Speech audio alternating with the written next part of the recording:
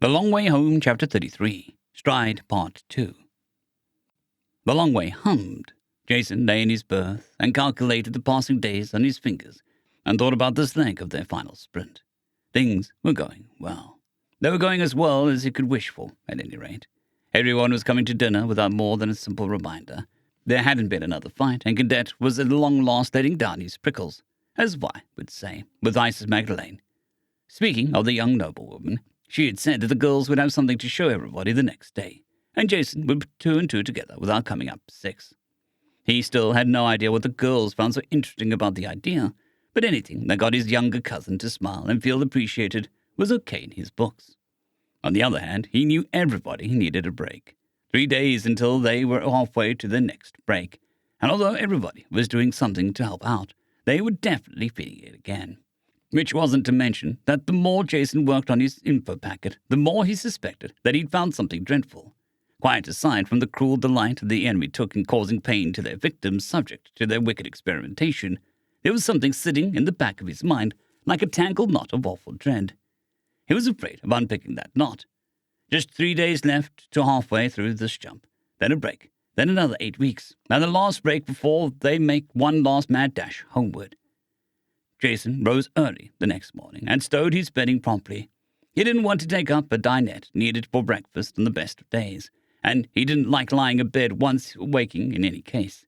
However, once breakfast was laid out on the dinette, all 3 girls ate like starving R&I troopers and adjourned to their cabin before Jason had even begun his first watch. He and Vincent shared a grunt, comments about girls being weird, and Jason had an uneventful watch on the bridge. He was a little surprised to find Cadet coming to relieve him, but once he emerged into the galley and found the girls still sequestered in their cabin, he surmised that she was still engrossed in their preparations. It wasn't until lunchtime when the galley speakers began to sing out in something stringy and symphonic, maybe something from a ballet if Jason had to guess, and this led Vincent to stand at the hatch to the bridge for Cadet to rouse himself from a nap, and for Jason to lay aside the tablet he was reading The Lord of the Rings on to look intently towards the door.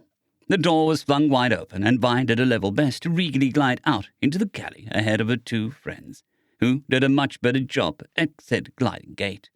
The gowns were all flowing folds of fabric with pale pink, blue, and yellow dominating each of their dresses, but with each movement or flutter, hidden bright colors complementing each dress was revealed.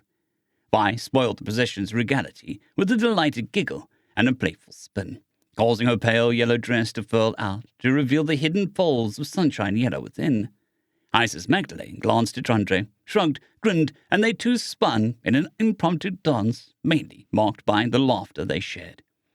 Then, as their mirth subsided, Trandre glanced at each of the members of the audience to ask as her blue skin flushed lilac, "Do I look pretty?" "You look like I think you would get caught in moving parts or tight spaces," Cadet blurted out. Jason decided that he could glare at Cadet later as he said, "Yes, you look very pretty. Fancy dresses don't have to be practical since you're not going to be working in it." "All 3 of you look very beautiful," Vincent agreed from the hatch leading to the bridge, and Jason thought that there was a touch of grief in those words. Cadet looked from Vincent to Jason and back to the girls before he shrugged. "The colors are nice." Vincent had begun to look forward to the next reprieve he could offer the children, which was a mere week away. He longed to return to his original plan of 1 to 2 weeks in Hyperspace C, broken up by a day or so on the planet for recovery. It had been a fine way to travel. The enemy had other plans, however, and even this brooding sprint would be cutting it close. Vincent hated to admit it, but the Republic would probably have an initial defense response while the CIP was still forming a committee to raise a coalition-wide fleet. Seconds matter in that kind of race, let alone entire days. Vincent's young little crew had begun to flag. They went through the motions of their duties, which wasn't so bad for this part of the journey, but they also went through the emotions of caring for themselves. Vincent could see it in the way the kids made themselves eat despite no appetite, how they stared blankly into their favorite movies, how they dragged their feet to the weight room. The smallest of silver linings was the fact that they did more than simply go through the motions when it came to supporting each other. The chief especially vigilant in that department, but Vincent could see bags under his eyes, and often when the old man padded to the cockpit for his early morning watch, he saw Jason tossing and turning in his bed, stress giving the boy bad dreams, probably, and there wasn't anything anybody could do about that. The surprise had been Isis Magdalene. whose every formal poetical way of speaking seemed to frame her encouragements with enough extra meaning. Even he took solace in the times when she called him mighty in tenacity, steadfast in duty, although it might have been the first time he'd heard somebody be called formidable and fierce in love of treasured friends, and it was always nice to see the chief sputter and blush. The little lady was a sly one with her compliments. Presently, Vincent laid crime and punishment to watch when said little lady suddenly stood to declare to Chief, "I've completed it. I should like to recite it for you. Should you consent to listen?" Vincent did not bother to suppress a smirk as Jason blushed and coughed and turned his eye to the ceiling. "I won't tell you to not recite it. Yes. I'd love to listen." Very well, the little lady declaimed before she began to recite. "Stolen she was from teacher's care, taken she was from friends held dear, held she was in cold, cold fear, kept she was, and all knew not where. Brave he was, though untested yet, kind he was, though far from home, a fighter he was, though he could not have known, dutiful he was, and thus his path was set. Broken she was, waiting doomed, or to be made free. Alone she was, for her friends perished all. Dreams glimmered, hope that she should not fall. Delivered she was by one she prayed to see. Mighty he was to contend with the foe. Fearful he was, though his courage did hold. Sorrowful he was, though he acted bold. Beautiful he was, though he shall never know. Feeble she was when fear assailed him. Weak was her courage when the face of such foe. Panicked she was, though it should only grow. Tears they fell that she was unable to stem. Kind he was, though he was called to battle. Beaten he was, though he remained unbowed. Battered he was, though he stood proud. Slew he did, though he'd sent his heart to rattle. Grateful she was, as his welcome faltered not. Friends she made with courage and love. Learn she did, from who stood not above. New life she had, though grief was not forgot. Gallant he was in time of strife and peace. Noble he was in deed and speech passing fair. Grieve he did for those beyond his hope and care. Promises he made and kept with a mighty grace.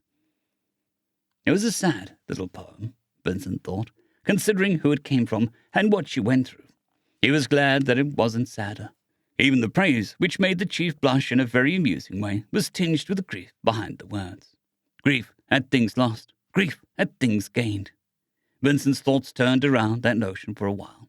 That often when a man gains it is cause for him to grieve. However, not to grieve only. If there is always a drop of sorrow and joy, then even in the bleakest grief there was always comfort. Vincent looked around the room, and it seemed that the other children, except Cadet, who was on watch, had pulled something from the poem. Vi looked at Chief like he was 10 feet tall and ready to chew up glass and spit out little glass statues. Meanwhile, Chandra simply nodded approvingly as she scrubbed a stain on her favorite set of coveralls and under the net. Life was funny like that. Sometimes you need a sad song to cheer up. Jason lay in his berth that night, sleeping. It had taken a while to get to sleep on account of all the things on his mind. Memories, mostly. Cadet asking, what is a hero? Vincent telling everybody, I don't really get to decide if I'm a hero or not. Himself saying, all I know is I don't want to be one. I just want to do right bit. All echoing in his head as he remembered fighting the birds and dragging Vincent's poisoned and bleeding form home to the long way. As he remembered rising from his hiding space to keep the grub victims from finding Cadet and fight to clear the ship of horrors after, and finding Isis Magdalene, and of his promise, and of the sudden raid on a planet where they'd found respite, and the desperate battle to return to the long way and escape. Over and over he heard these echoes, and other things like them that the crew had said, and ever and anon he would hear the cadet's question, what if it is your bit to be one? Until he found sleep, fitful and disturbed as it was.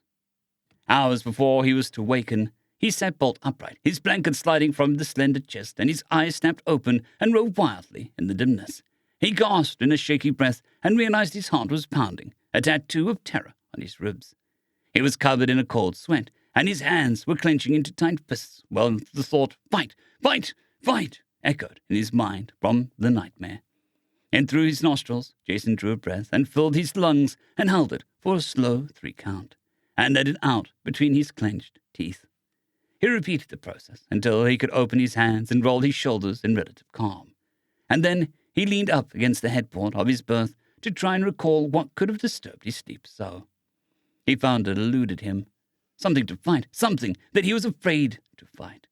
That wasn't how things normally worked for Jason, but he supposed he'd have to be stupid not to be afraid of fighting something. Something insurmountable, like the passage of time, the changing nature of the universe. What could frighten him so badly?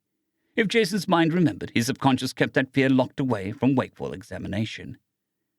The second brief stop was less effective than Jason had hoped. Certainly, the hour outside on the otherwise empty planet was a relief from the brooding monotony of their sprint. However, by the second week on this third sprint, the strain returned. It was worse, actually, since Vi had become more and more despondent since by the fourth week they'd entirely run out of frozen supplies and were wholly relying on canned goods. Although everybody reassured her at every available opportunity that she was able to make the canned goods taste far better than they otherwise would, she quite clearly did not enjoy cooking that way. Worse, she knew better than anybody the difference in taste between her usual work and what she was able to do with such limited supplies. And it seemed any words to the contrary fell on deaf ears. Everybody's heart ached to see her so upset and disappointed. And despite all of his efforts, and everybody else's efforts, spirits fell as the weeks dragged on, until the very day of their scheduled final break in their desperate sprint.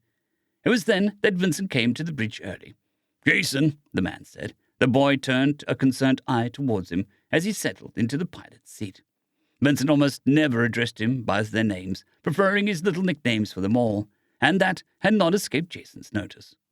When the old man failed to continue on his own, Jason prompted. "Aye, running low on food," Vincent grumbled before he fell silent again. "We have enough spam and beans to make it. I can't take another day of Vi looking at her hard work like that," Vincent admitted. "And neither can you." "Not having a fun time," Jason agreed quietly. "Transferred in the work. We're a little further along than we planned on." "Aye, but like you said, seconds add up." Vincent fixed Jason with a hard look and said, "We can't let her break." "How long do you think you need to bring something down?" "If you come along, you'll slow me down. No offense." "None taken," Jason said honestly. "I don't mind being on the foraging team." "How long?" "Hard to say. Could be as little as 2 hours. Could take half a day." Jason thought it over for a minute and told his adopted uncle, "I know I can't tell you what to do, but I think you should set yourself a time limit. Cut your losses if you can't track something down in time." "Yeah," Vincent said with a bitter growl in his throat. "That's a good plan." Jason drummed his fingers on the console between them and ventured. "Vi's new radio has an alarm function, so you could turn its normal volume all the way down so our chatter doesn't scare off the game.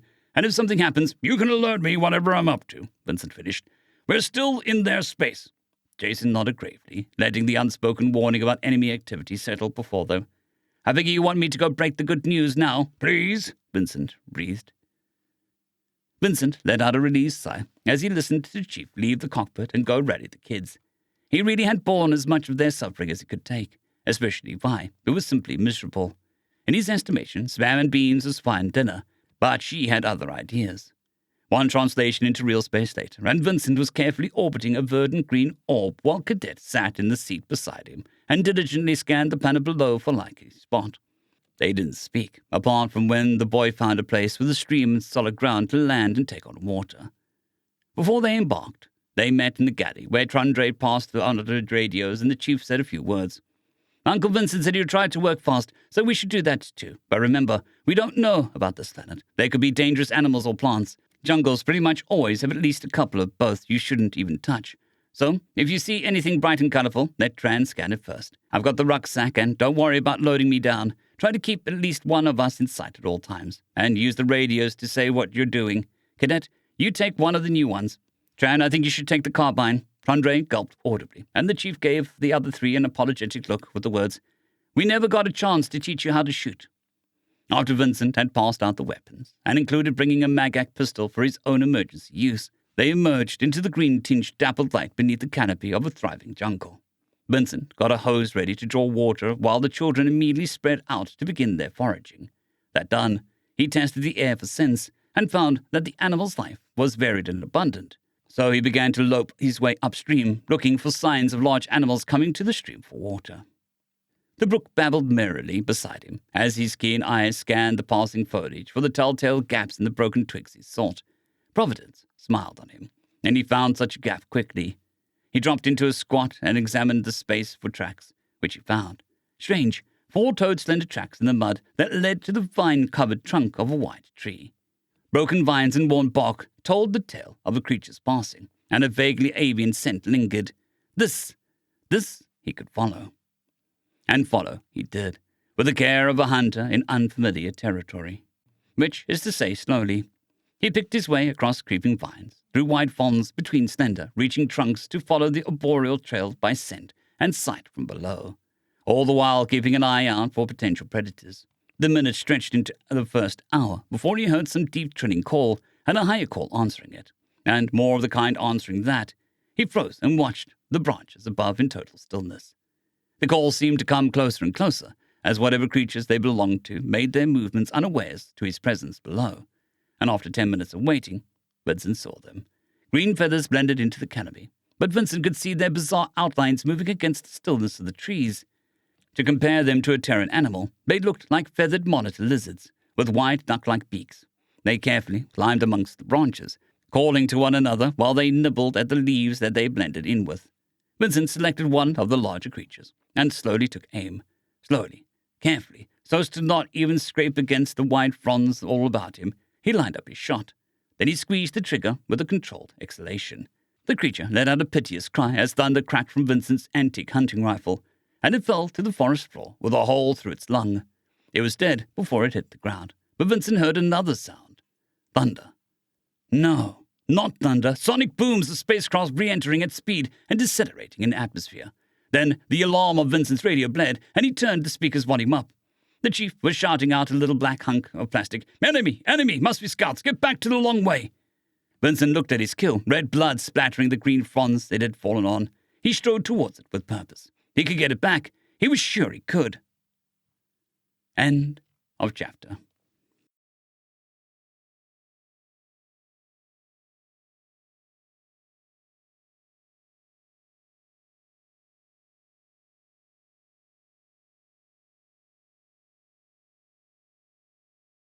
I'd greatly like to thank our Tier 5 channel members, Caspar Arnholt, John Creighton, Manatharia, 050, Dragzoon WRE, and Elijah Silvercross. Thank you very much.